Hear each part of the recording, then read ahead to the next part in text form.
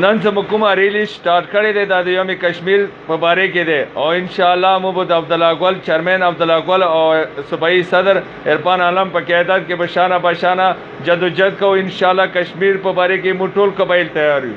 موږ خوند قبایل دا زیاته دا پیغام ورکوو چې په خپل ځای باندې قرار کړي موږ د پاکستان پوځ ته شانه بشانه یو. موږ هر وخت قبایل تیار یو که نه؟ موږ انشاءالله دا نه مخکې موږ قبایلو تاریخ غونډو ته معلوم دی غونډو قبایلو تاریخ ته ښیلی دی او بیا بیرته ښیو به که نه؟ انشاءالله موږ هر وخت شانه بشانه تیار یو. انشاءالله تیار یو. بسم الله الرحمن الرحیم.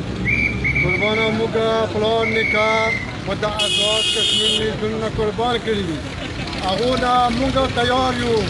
انشاءالله هر وخت شانه بشانه کار کر نو تیار یو. هر وخت انشاءالله هندوستان په مقابله به جنګېږو انشاءالله. والسلام.